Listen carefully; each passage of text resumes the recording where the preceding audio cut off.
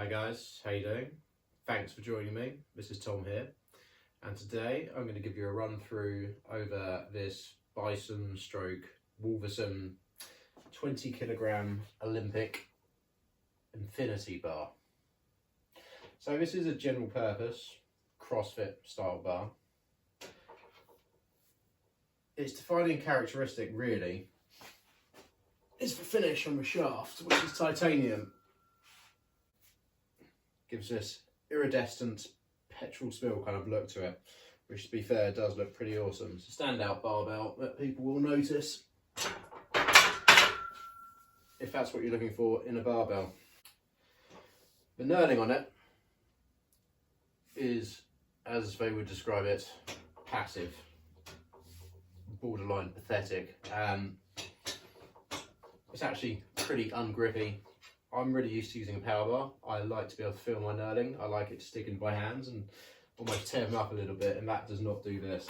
Also notice it doesn't have any centre knurling whatsoever, which for general movements is fine, but when you're squatting heavy and you get under, you want to have a bit of knurl for it to really bite into your t-shirt, and you're not going to get that from this bar. Although it's potentially a little unfair to judge it on that, because that's not what this bar is designed for. This bar is designed for general purpose and more CrossFit-y style movements, snatches and things, and front squats for instance. You wouldn't particularly want to have too much knurling there because it's going to bite into your chest.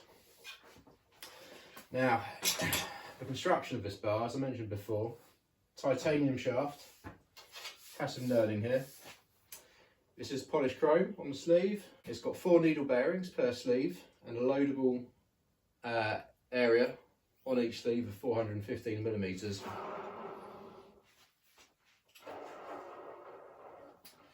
Those needle bearings give it a good bit of spin. It's got a 28 millimeter bar, which means I think most power bars are normally about 29 millimeter, which means they're pretty unbendy, unwhippy. Whereas this one has got a bit more whip to it, and I've actually noticed when I've deadlifted with it, which is fairly unoften, that you do notice a bit of a spring from your deadlift as you've taken the weight out of it. I still much prefer deadlifting and doing all big power movements with my power bar, but it is possible with this bar.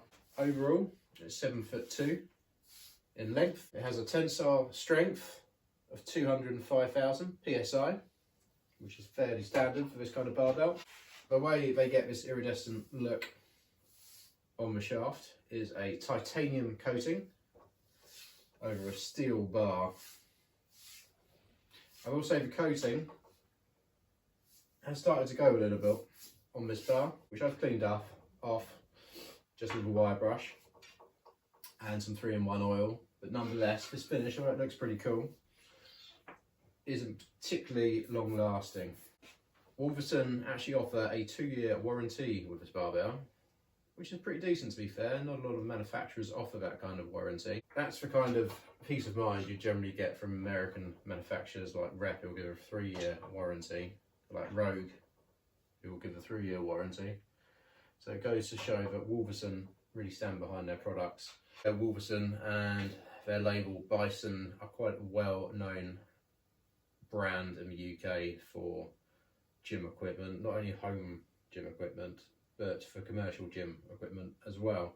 A reputable brand that's been around for years, and you can be safe in the knowledge that their gear is probably going to last pretty well.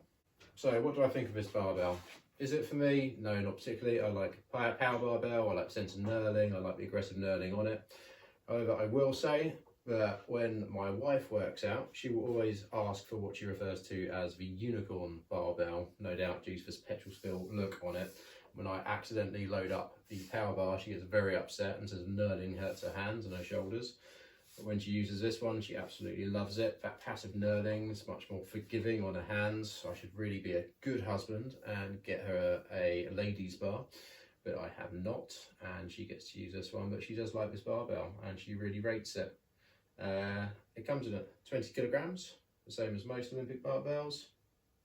And if you're going for just general weightlifting at home, not necessarily focusing on the big 3, but with other movements, or you're into more CrossFit-y style movements, and although this isn't my area of expertise, I'm going to guess if this is good for CrossFit, which is kind of becoming a bit of a dirty word. High rocks, it could be a very good barbell for.